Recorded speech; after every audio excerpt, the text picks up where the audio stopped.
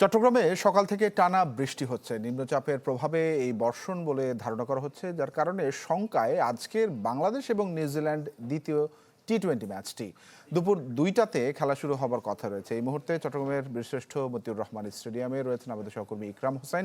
জানবো ইকরাম, যে পরিমাণ বৃষ্টিপাত হলো তাতে আসলে দ্বিতীয় ম্যাচটি হবার সম্ভাবনা কতটুকু?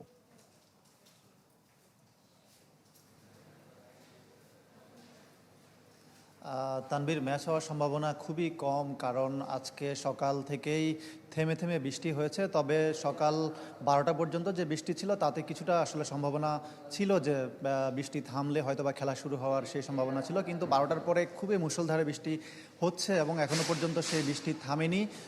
উইকেট ঢাকা রয়েছে এবং উইকেটের আশপাশে কিছু জায়গা হয়তো ঢাকা রয়েছে, কিন্তু আউটফিল্ডে পুরোপুরি পানি পড়ছে, বৃষ্টির পানি, যার কারণে হয়তো বৃষ্টি থামলেও আসলে ম্যাচ শুরু করা মুশকিল হবে। এখনও পর্যন্ত দুই টিম কিন্তু মাঠে আসেনি, খেলা শুরু হতে আর 1.5 ঘন্টা বাকি। এখনও পর্যন্ত কোনো টিমই মাঠে আসেনি, যার কারণে হয়তো পরিস্থিতি বুঝে তারা হয়তো বা মাঠের দিকে আসবেন। এখন পর্যন্ত যেটা মনে হচ্ছে যে আসলে এইভাবে যদি বৃষ্টি হতে থাকে তাহলে এই দ্বিতীয় যে টি-20 চট্টগ্রামে সেটি হয়তো বৃষ্টিতে ভেসে যেতে পারে।